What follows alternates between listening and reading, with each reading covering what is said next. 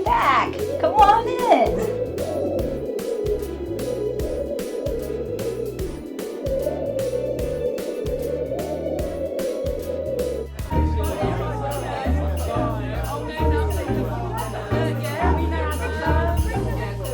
Oh no, which glass is mine? Is yours?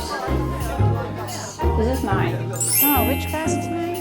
Ah, mine's the snowman with the stripes. Okay, so today I'm going to show you how to make these 2-in-1 coasters. They're really easy to make. They go together really fast, and they're a great scrap buster.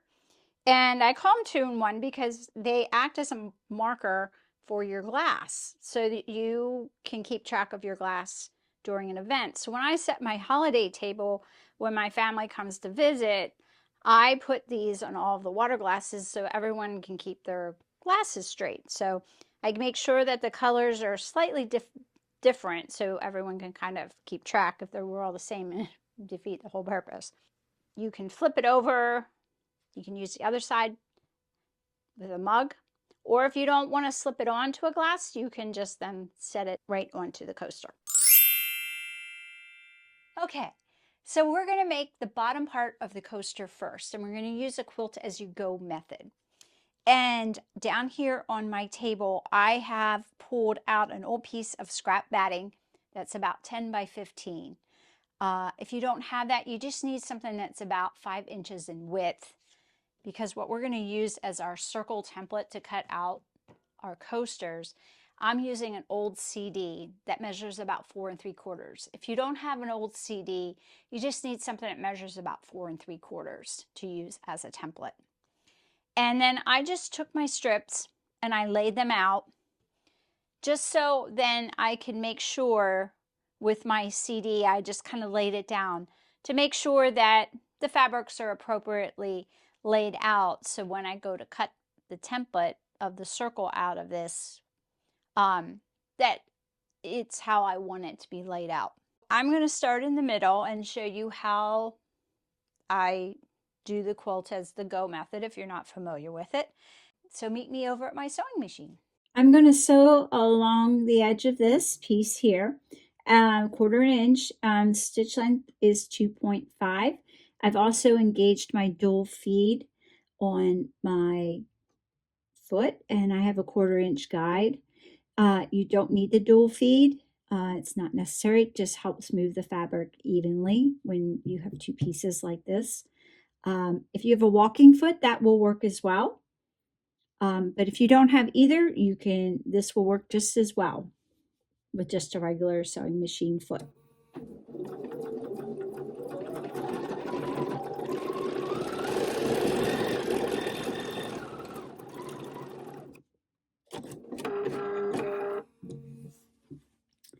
All right. And then now we're just going to fold this over. And I'm just going to give it a good finger press. And then I'm going to get the piece that was to the right of this.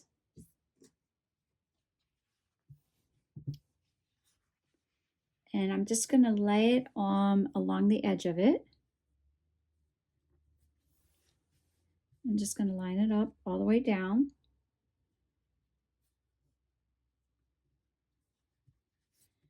I'm going to tuck a pin in here just so it doesn't move, since it's kind of long. And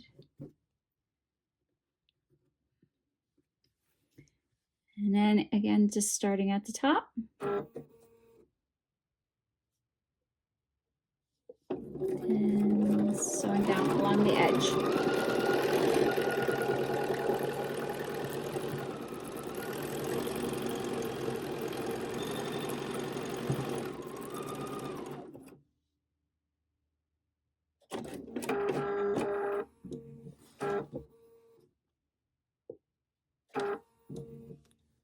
Okay, and then I'm just going to fold this over, and then I'm going to rotate it. Okay, I've laid my next piece, and I'm just going to go down 1/4 inch.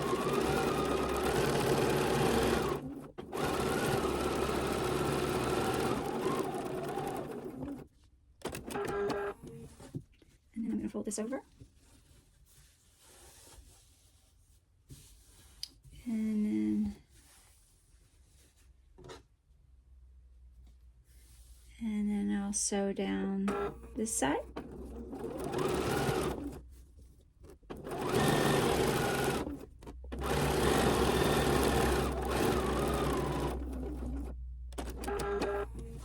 Okay. And then I'll just keep going until I have this all together, and then I'll meet you for the next step. Okay, so I have all my strips sewn down, and I ended up needing a few extra strips on the end just to get all the way across. So what we're going to do next is we're going to take our template, and you're just going to lay it on the top here, and I'm just going to use a friction pen, but whatever marking pen you have, you just need to make sure that you can see it. And then just go around your CD or whatever you're using for your round object. And I'm just going to keep doing this. Since I'm making 6, I'm just going to keep going all the way across.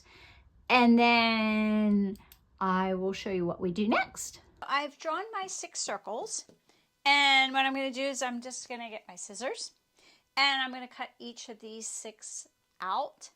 And then we'll move on to the assembly phase of our project.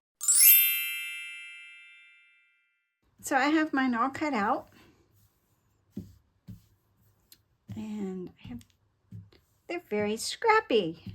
I like them.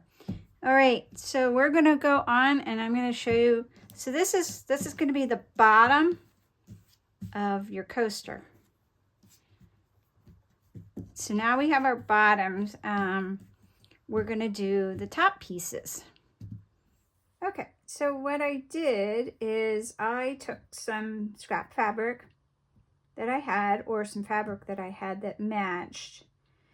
You just need it to be 5 inches wide and long. So you need at least a 5-inch square. So if you have a charm pack, you can use a charm pack. That'll be real easy. And I then pinned 2 pieces together. I think this one I pinned 3. And then I took my CD, I drew a circle, because each one of your coasters here, you're going to need 5 pieces or 5 circles for each one. And I'm going to cut these out with my scissors, just again like we did with these. And then I'll show you the next step.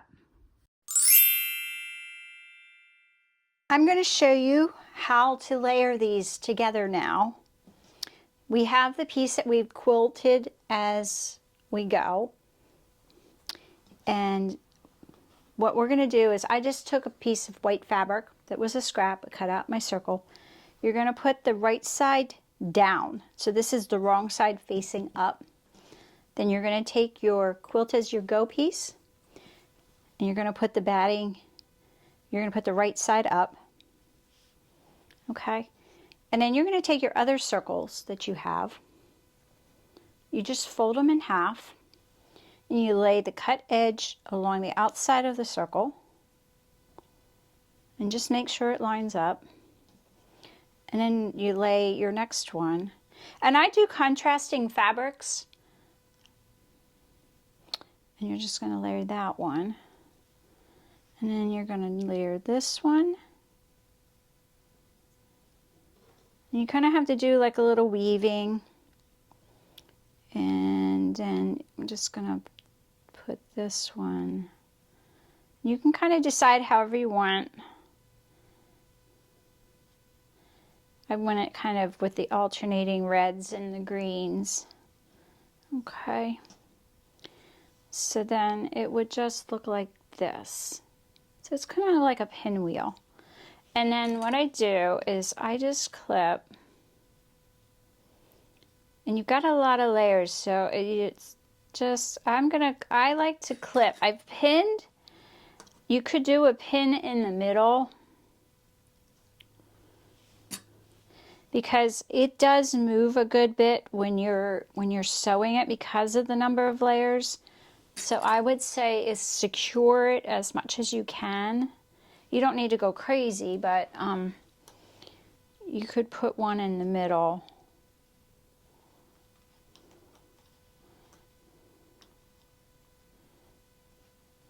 I mean, I haven't had any issues. I've done pins and I've done clips. I really like the clips better. I think it just holds it together a little bit better when you're going around. So that's what it will look like. And then you'll have your white. Now remember, we're going to turn this right side out. So think about that with your patterns here on the top as well. Because what's on the underside is what's going to flip over. So you just need to kind of think about that when you're picking your fabrics out. Okay, so I have my 1/4 inch guide foot on, and if your machine has a dual feed guide that you can engage with your foot, I would do that because of having several layers. If your machine doesn't have something like that, maybe you might have what they call walking foot, which we use in quilting when you have lots of layers. You could use that.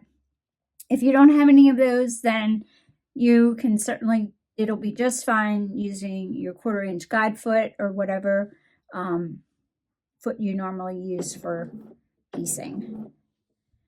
The dual feed just helps things feed a little bit more evenly on your machine. But again, like I said, it's not necessary. So we're just going to sew all the way around. And I just backstitched a little bit since these are going to get a little bit of wear and tear because they are going to be used for coasters. We're going to just trim it with thread, and then so now before we turn these right side out, you're just going to want to go around, and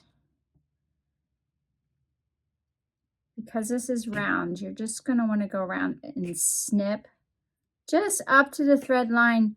Don't clip your threads. You just want to give a little bit of a relief. If you have a pair of pinking shears, the scissors, you know, with the little triangles on, you could certainly use those. I'm just going to snip.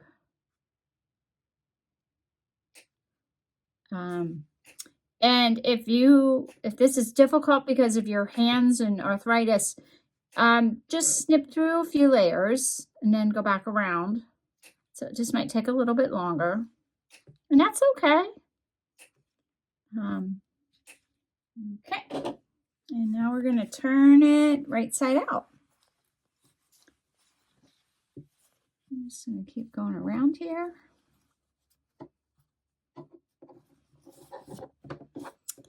And there it is. So here are my set of coasters. They make great gifts. If you like this video, do click the like button and subscribe. It does help my channel. But for now, I wish you well, and most of all, be quilty.